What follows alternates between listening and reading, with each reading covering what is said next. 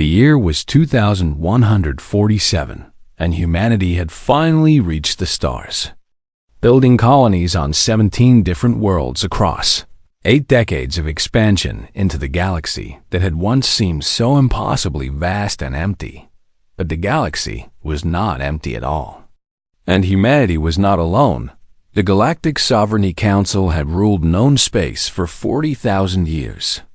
A coalition of 12 ancient species who had watched countless civilizations rise and fall beneath their careful guidance. And they had decided that humanity was becoming a problem. High Arbiter Vel'Korath stood at the bridge of his flagship, the Eternal Judgment, looking down at the blue and green world that humans called Earth. And he felt nothing but certainty about what was to come. He was a being of living crystal, his body catching the light of the nearby sun and scattering it into rainbows across the metal walls around him. And he had served the council for 3,000 years, bringing more than 200 species into compliance with galactic law. None had ever refused him. Not after they understood what refusal meant. Signal the human government, he commanded, his voice like wind chimes in a storm. Tell them the delegation is ready to descend. The journey down to the human city called Geneva took only moments. And Vel'Korath found himself standing in a great hall filled with nervous creatures made of soft flesh and fragile bone, their eyes wide as they looked upon him and his guards. These humans were so young. He thought, so very young in the ways of the galaxy. And they had no idea what was about to happen to them. The human leader, a woman named Secretary General Amara Okonkwo, stepped forward with her shoulders held straight and her chin raised high. And Vel'Korath almost admired her attempt at dignity in the face of inevitable submission. High Arbiter, she said, we welcome you to Earth and hope this meeting will bring understanding between our peoples. Vel'Korath did not bother with pleasantries, for he had done this too many times to waste words on false comfort. I am here to deliver the terms of the Galactic Sovereignty Council, he announced, his crystal body ringing with each word. Your species has expanded too quickly and too aggressively, colonizing 17 worlds in less than a century, and you have become a destabilizing influence on the galactic order. A murmur ran through the assembled humans. But Vel'Korath continued without pause. The council has decided that humanity must be brought under proper guidance. And these are the terms you will accept. You will surrender control of your 14 outer colonies to council administration. You will reduce your military vessels by 90%. And the council guidance committee will oversee all future human expansion. Secretary General Okonkwo's face remained calm, though Vel'Korath could see the tension in the muscles around her eyes. And if we do not accept these terms? She asked. Vel'Korath allowed himself what passed for a smile among his kind, a shifting of light within his crystalline form. Then your species will face economic isolation from all galactic trade, he said.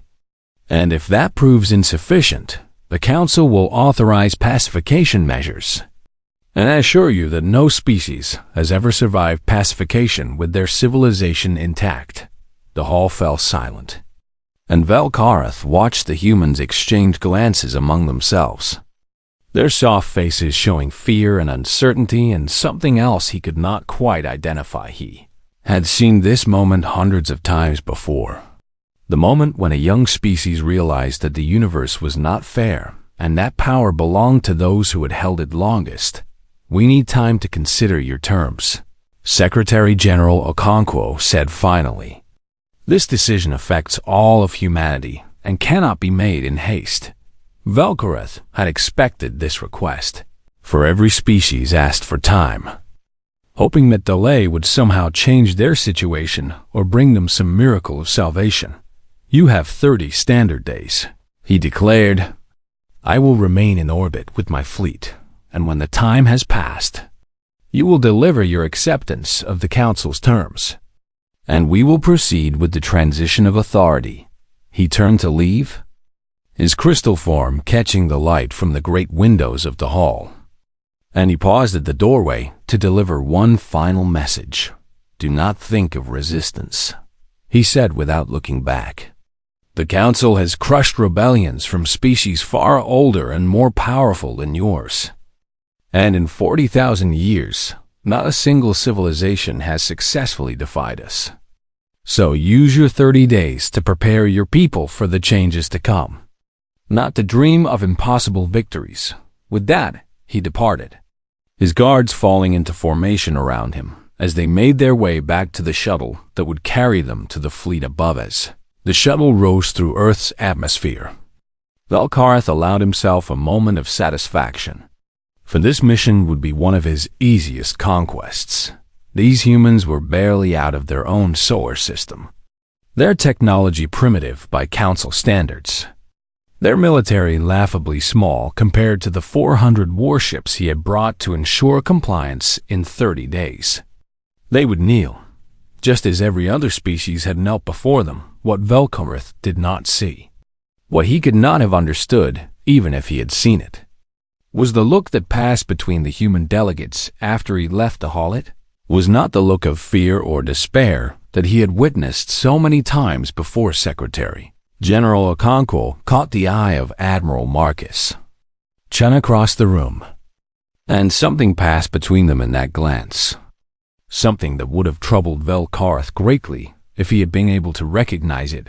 It was the look of people who had been waiting for this moment. "Initiate protocol, Prometheus," Okonkwo said quietly, and around her, the delegates began to move with a purpose that had nothing to do with surrender in the ships above Earth. Council sensors detected no unusual activity, no mobilization of forces, no panicked communications between human colonies. Everything seemed calm. Everything seemed normal. And Velkarth retired to his quarters, confident that another species would soon join the long list of civilizations that had learned their place in the galactic order. He did not know that across human space, encrypted messages were already flying through quantum channels that Council technology could not detect. Did not know that engineers on a dozen worlds were pulling plans from hidden databases. Plans that had been developed decades ago when humanity first learned that the galaxy was ruled by those who believed. Might made right, he did not know that humanity had been preparing for this day since the moment they realized that the Council saw them not as partners but as subjects to be controlled. And he certainly did not know that humans had a very long history of doing exactly what more powerful forces told them was impossible. In Geneva, Secretary General Okonkwo stood at the window of her office, looking up at the stars where the Council fleet waited, and she allowed herself a small smile. "They have no idea what they have started," she said softly beside her. Admiral Chun nodded. "No," he agreed. "They really do not." The clock had started. 30 days until the Council expected humanity to surrender.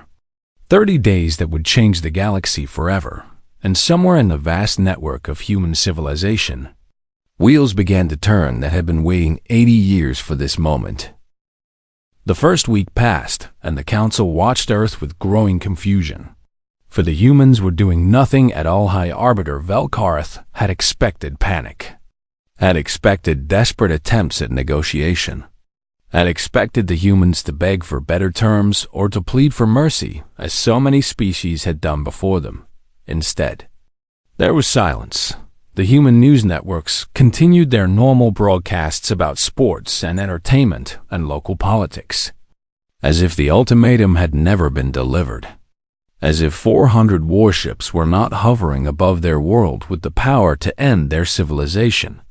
"Perhaps they are too primitive to understand the danger," suggested one of Velkarth's advisors, a serpentine being named Sithara, who had served on many such missions. Velkarth was not so certain, for he had looked into the eyes of Secretary General Okonkwo, and he had seen something there that bothered him. Though he could not say exactly what it was, but he pushed the thought aside, for the Council's power was absolute, and no young species could hope to challenge What Valkarth did not know was that beneath the surface of human calm, a storm was building in secret facilities on Earth and across the colonies. Protocol Prometheus was unfolding with a speed and precision that would have terrified the Council if they had been able to see it. Admiral Yuki Tanaka stood in the command center beneath the mountains of Japan, watching holographic displays that showed the movement of resources across human space. Report, she said. All civilian transport vessels have been retrofitted with military-grade engines and shield generators, replied Commander David Eulerin. Colonial militias have been activated on all 17 worlds, and the decoy communication network is functioning perfectly.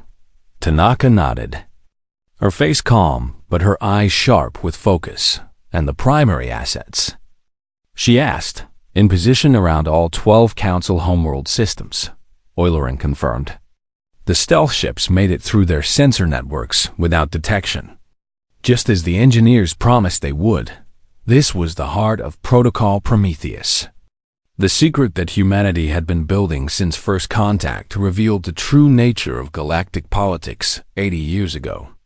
When human diplomats first met representatives of the Council, they had quickly realized that the galaxy was not the place of wonder and cooperation that science fiction had promised it was a place of domination, where ancient species controlled younger ones through fear and economic manipulation, where independence was a privilege granted by those in power, not a right claimed by those who desired it. And so, quietly, secretly, humanity had prepared.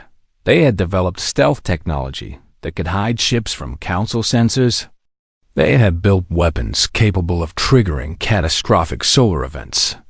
And they had positioned these weapons in places where the Council would never think to look. It was a terrible insurance policy, a promise of mutual destruction if the Council ever tried to take human freedom by force. But Protocol Prometheus was not only about weapons. For humanity had learned long ago that wars were won with allies as much as with firepower. Ambassador Chen Wei-Lin traveled to the Rethki homeworld, a place of endless forests where the native species had been protected by the Council for 3,000 years. The Rethki were tall and thin, with bark-like skin and eyes that glowed with soft green light. And they had once been a proud spacefaring civilization before the Council decided they were expanding too quickly. Now they lived on a single world, their ships dismantled, their technology carefully controlled, their spirits broken by millennia of submission. Chen Wei-Lin met with Elder Thornweave in a clearing deep in the forest, where no Council surveillance could reach. Why do you come here? The elder asked, her voice like wind through leaves. The Council watches all things, and they will punish us for speaking with you. We come to ask a question, Chun replied. Not to offer an alliance or to request your help, but simply to ask, if you had a choice, what would you do?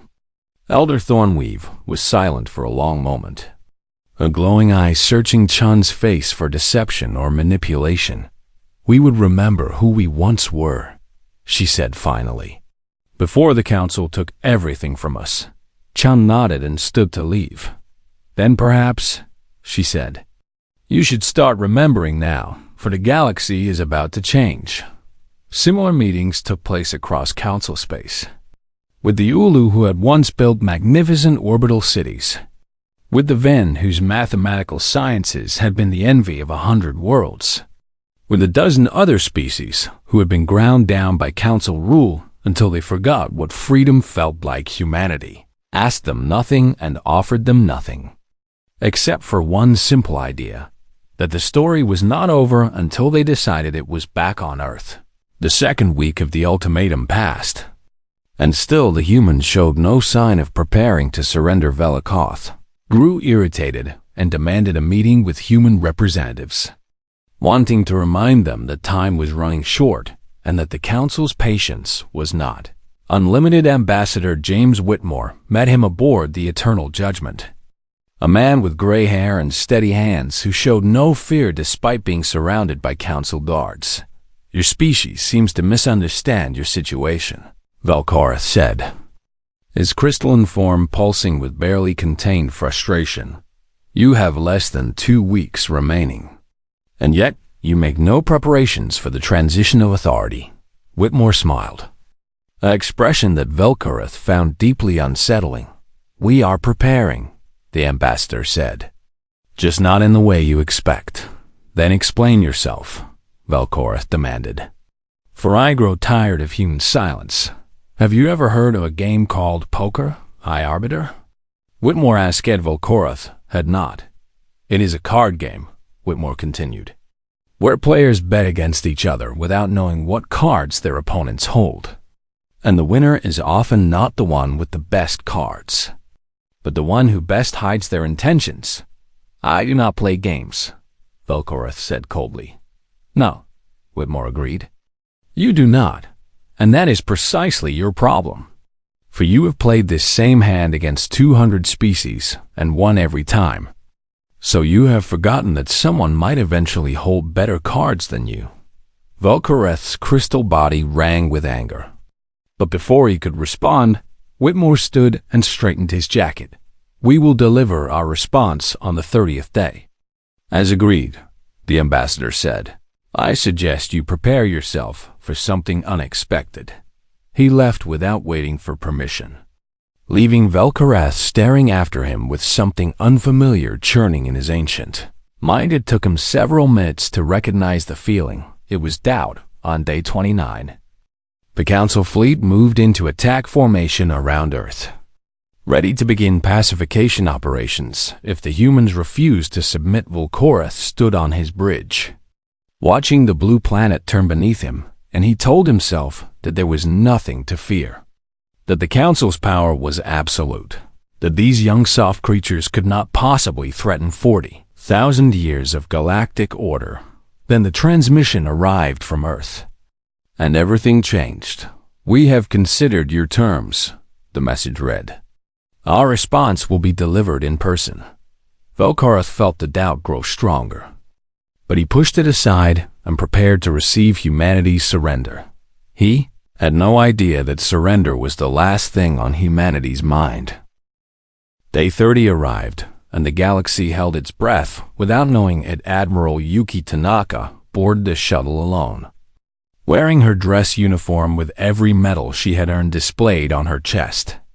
And she carried no weapons and no guards. The shuttle crossed the void between Earth and the Eternal Judgment, a tiny speck of metal moving toward the massive Council flagship that could have destroyed it with a single shot. Velkorath watched her approach on his view screen, and he felt a strange mixture of satisfaction and unease.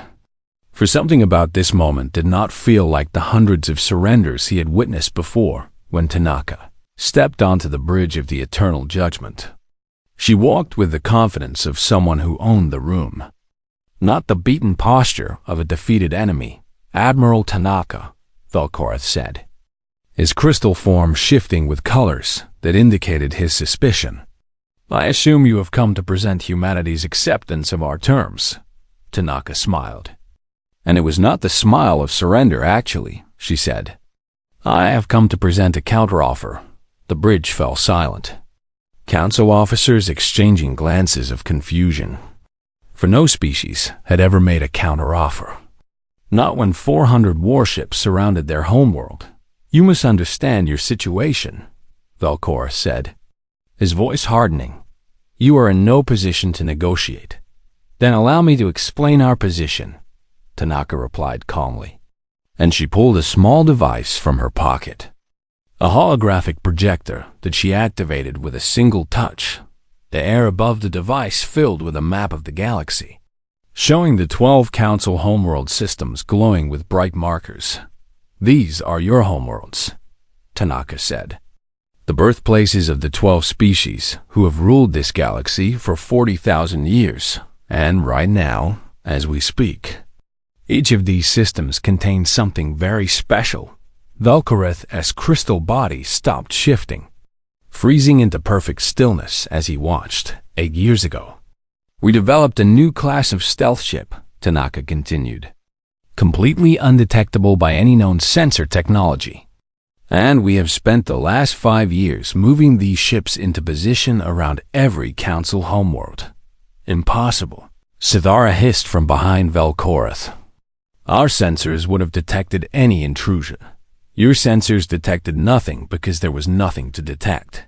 Tanaka said, at least, nothing that your technology can see. For you have been watching the galaxy for 40,000 years. But you stopped innovating 10,000 years ago because you thought you had already won. She expanded the holographic display, showing detailed positions of ships hidden in asteroid belts and the outer reaches of 12 different star systems. Each of these ships carries what we call a Nova-class warhead. Tanaka explained. A weapon designed to trigger massive solar flares in any main sequence star. And while these flares would not destroy the stars themselves, they would sterilize every planet in the system within hours. The bridge erupted in chaos. Council officers shouting in a dozen different languages, their voices mixing into a storm of disbelief and fear. You are bluffing, Velkorath said, but his voice had lost its certainty. No species would threaten the destruction of 12 civilizations. No species you have encountered before. Tanaka agreed. But we are not like the others, for we have a very long history of doing terrible things to ourselves and to each other. And we have learned that sometimes the only way to stop a bully is to make them fear you more than you fear them. She looked directly into Velkorath's ancient eyes, and her smile faded into something far more serious. You can destroy Earth, she said quietly. Your 400 ships could reduce our homeworld to ash in a matter of hours. But if you do, your homeworlds burn with us. Every single one of them. And 40,000 years of galactic civilization ends today. This is madness. Velkorath whispered. We call it mutually assured destruction, Tanaka replied. And it kept our species from annihilating itself during some of our darkest centuries. For when everyone has the power to destroy everyone else, suddenly negotiation becomes much more attractive. She deactivated the holographic display and straightened her uniform. Now, here is our counteroffer, she said. The Council will withdraw from human space immediately. All species currently under Council protection will be offered the choice of independence or continued membership in your coalition. And the Council will recognize humanity as a sovereign, equal with full rights to expand and develop without interference. Velkorath stared at her for a long moment, his crystal mind racing through possibilities and finding no good options. And if we refuse? He asked. Then we all die together, Tanaka said simply. And the galaxy will have to start over without any of us, which would be a tragedy. But we have decided that death is preferable to slavery. And we think you will find that many other species feel the same way once they learn that resistance is possible. The Council communication channels exploded with frantic messages from all 12 homeworlds, each government demanding to know what was happening. Each military commander reporting that they had detected nothing unusual in their system, but absence of detection was not the same as absence of threat. And the Council had no way to know if the humans were bluffing. You would destroy innocent billions, Velkorath said, grasping for moral ground. Children who have done nothing wrong. Civilians who have never heard of your species. Yes, Tanaka agreed. And there was genuine pain in her eyes. We would. And it would haunt us for the rest of our existence. But our children are innocent too. And you came here prepared to destroy them without a moment of hesitation. So do not lecture me about morality when you built an empire on the corpses of civilizations that dared to disagree with you. She stepped closer to him, close enough that she had to look up to meet his eyes. Here is what you need to understand about humans, she said. We have survived ice ages that covered our planet in frozen death. We have survived plagues that killed half our population. We have survived wars where we split the atom and nearly burned our world to cinders. And we survived all of this because we refused to give up. because we would rather die fighting than live kneeling. She pulled a small communicator from her pocket. I'm going to give you 1 hour to discuss this with your fellow council members, she said. And then you are going to give me your answer. And I strongly suggest that your answer is yes, because I'm not bluffing. And neither are the 63 ships that are currently moving into position around your fleet. Velkorath looked at his tactical display and saw that human warships had appeared from nowhere, surrounding his supposedly superior force, their weapons charged and their shields raised. How? He demanded. We have been preparing for this moment for 80 years, Tanaka said.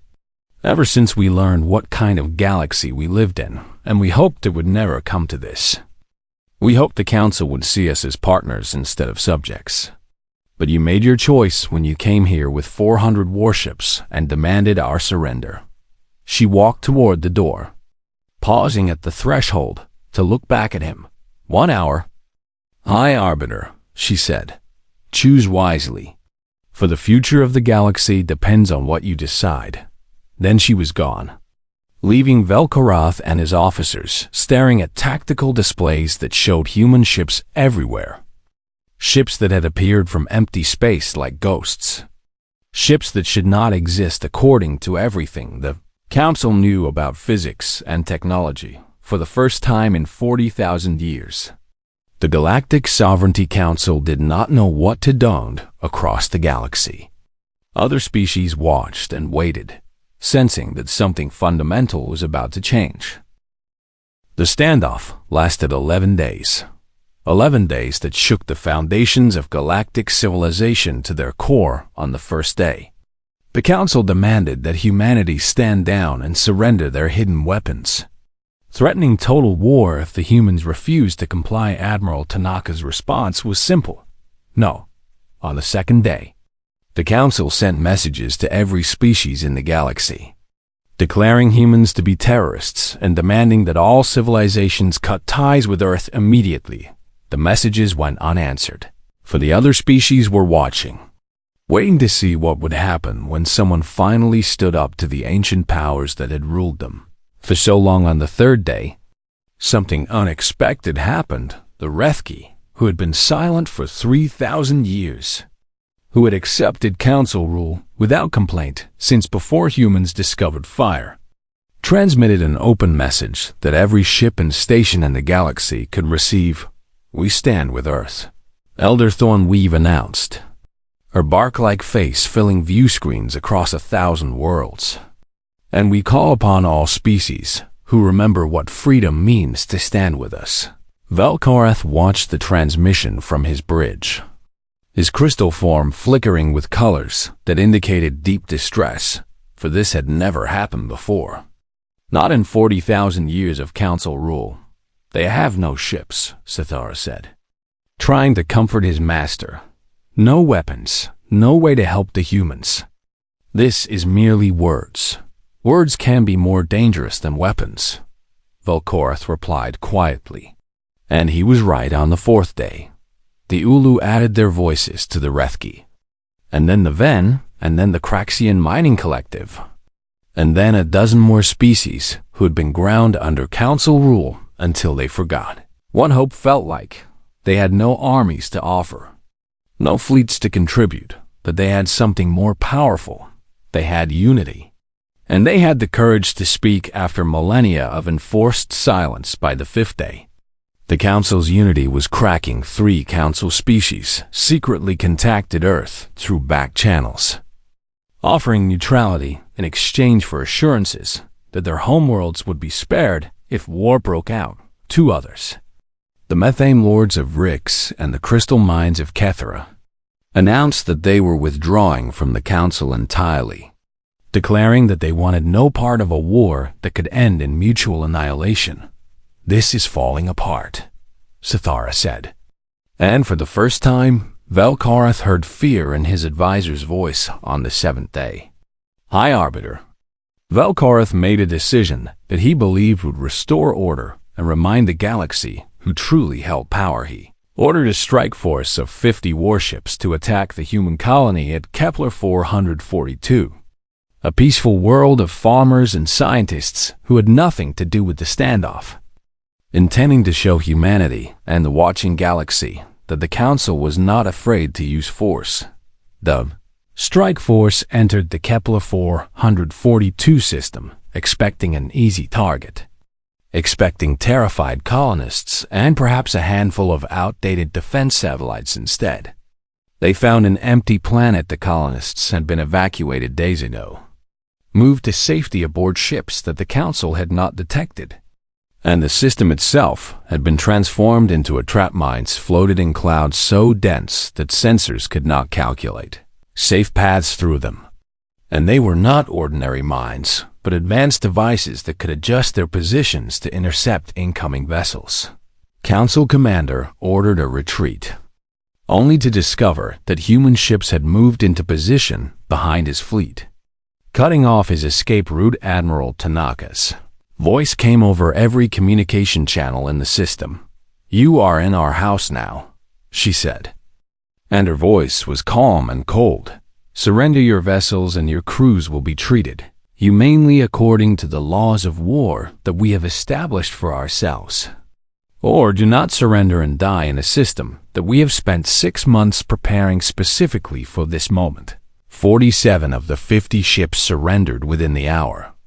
3 captains, proud veterans who could not accept defeat at the hands of a young species, chose to fight their way out. Their ships lasted less than 4 minutes against the combined firepower of the human fleet and the automated defense systems that activated the moment they opened fire. The wreckage was left in orbit around Kepler 442 as a message to anyone else who might consider attacking human territory on the 8th day. The galaxy watched recordings of the battle, transmitted by human media to every corner of known space, and something fundamental shifted in the collective consciousness of 100 civilizations. The Council could be beaten. The Council could be outsmarted. The Council was not invincible on the 9th day. Riots broke out on Council homeworlds as citizens demanded to know why their leaders were risking everything in a war that could not be won. And the Council found itself facing enemies both without and within. On the 10th day, 2 more Council species secretly contacted Earth. And this time, they did not ask for neutrality. They asked for alliance. They asked to be freed on the 11th day. With his coalition crumbling, and his military humiliated, and his people demanding answers he could not give, High Arbiter Velkorath requested a meeting with Admiral Tanaka. She came to his flagship once more, walking through corridors that had grown quiet, past officers who would not meet her eyes, and she found Velkorath alone on his bridge, staring out at the stars. "You have won," he said, without turning to face her. "We will accept your terms. We will withdraw from human space. We will offer independence to those who wish it." Tanaka nodded, but she did not gloat, for she understood that this moment was not about victory, but about building something new. "There is one more condition," she said. "One that we did not mention before, because we were not sure you would listen." Velkorath turned to look at her, and she saw something in his ancient eyes that she had not expected. Not anger, not hatred, but curiosity. "What condition?"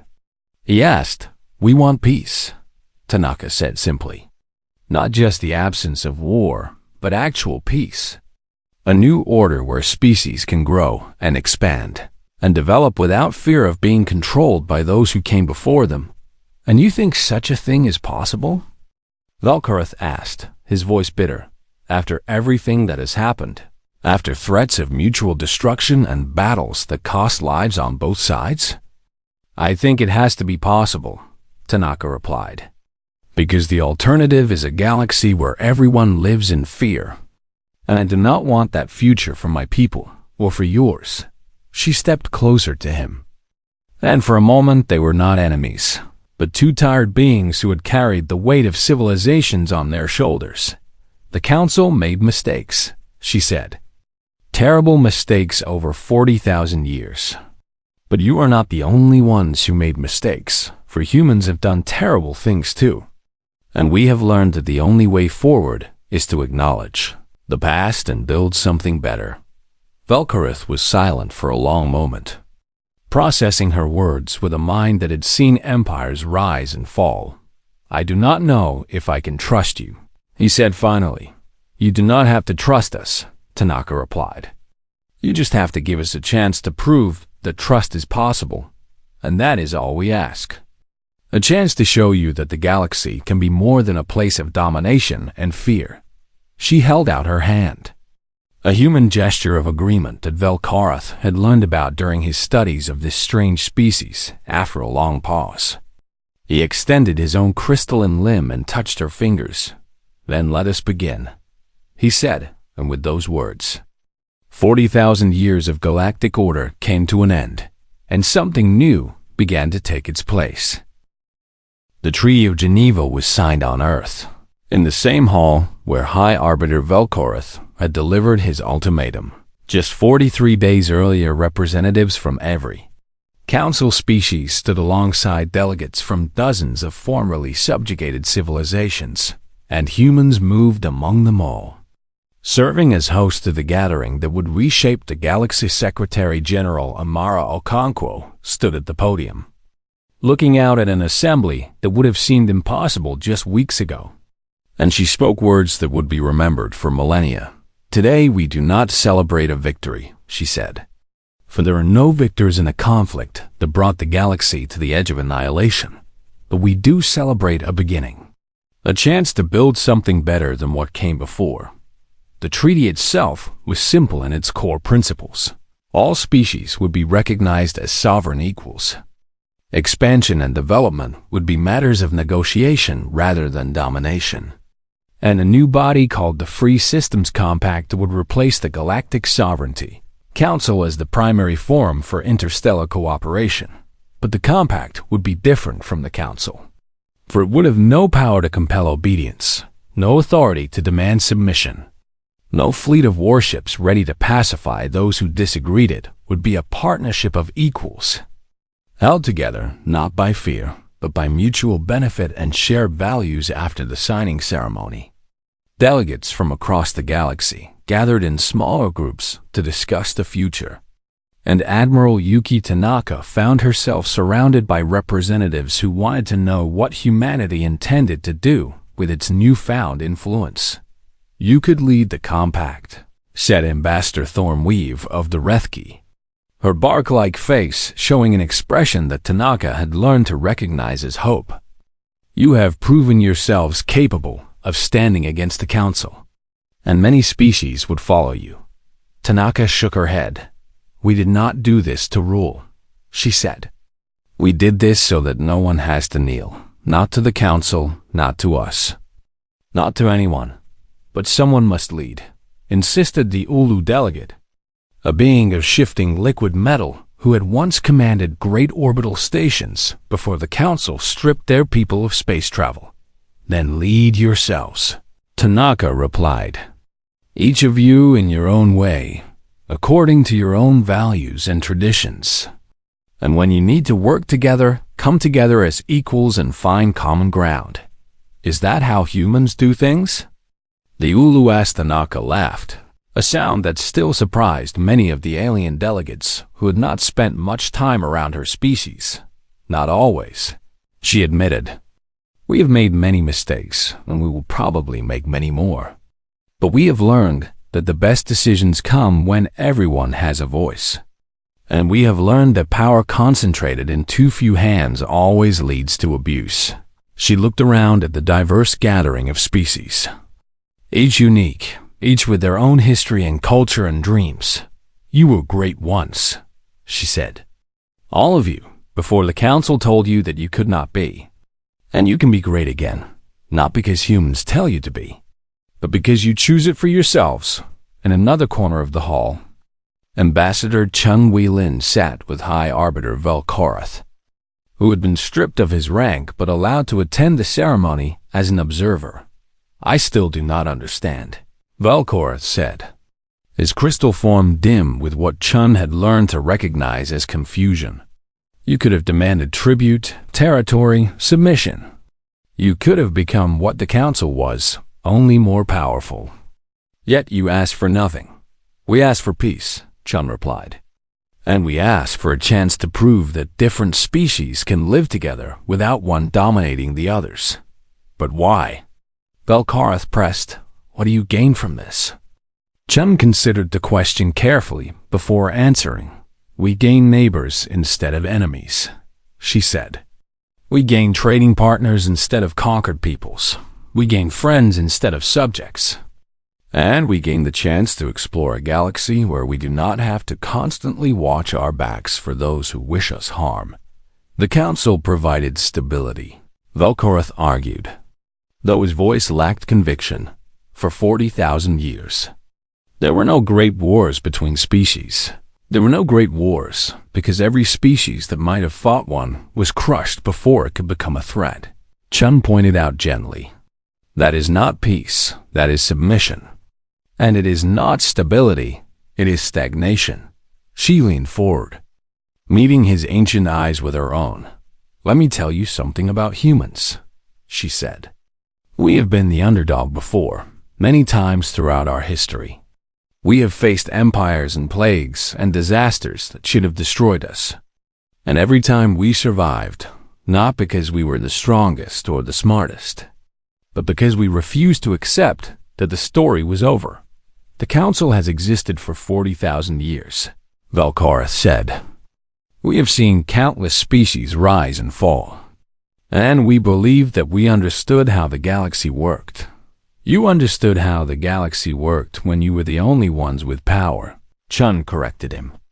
But the moment someone else gained the ability to threaten you, everything changed, and that should tell you something important. What? Vel'Kareth asked. That your system was built on fear, not on strength, Chun said. And systems built on fear always fall eventually.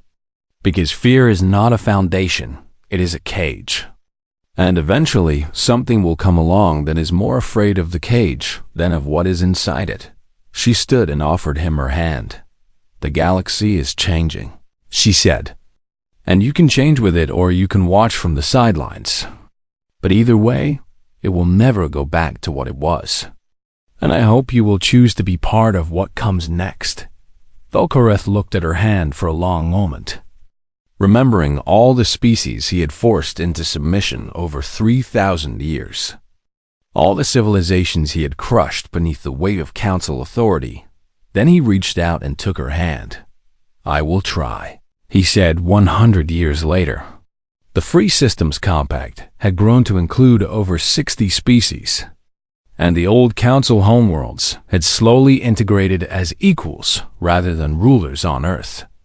Children learned about the 30-day crisis in school, studying how their ancestors had stood against an empire that had never been challenged and had refused to submit even when the odds seemed impossible. They learned about Admiral Tanaka, who had walked alone onto an enemy flagship and threatened mutual annihilation with a smile on her face. They learned about Ambassador Chun, who had offered friendship to a being who had been her enemy just days before, and they learned about Secretary General Okonkwo, who had given the order that set everything in motion, trusting that humanity would find a way to survive, as it always had in the archives of the Compact.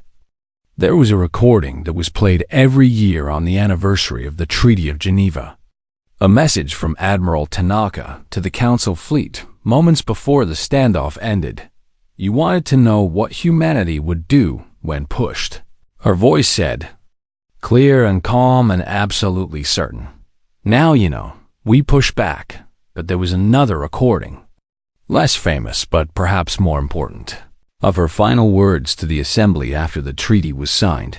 We did not fight to become what we fought against, she had said. We fought so that no one would ever have to fight this battle again. And if we have done this right, then our grandchildren will live in a galaxy where species help each other instead of controlling each other, where diversity is celebrated instead of feared, and where the story is never over as long as someone refuses to give up. She had paused then, looking out at the assembled delegates from across the galaxy. That is what it means to be human, she had concluded. Not that we are special or chosen or better than anyone else, but that we never learned when to quit, and we hope, more than anything, that we can teach the galaxy the same lesson a century later. The galaxy was still learning, and humanity was still teaching, and the story, as Tanaka had promised, was far from over.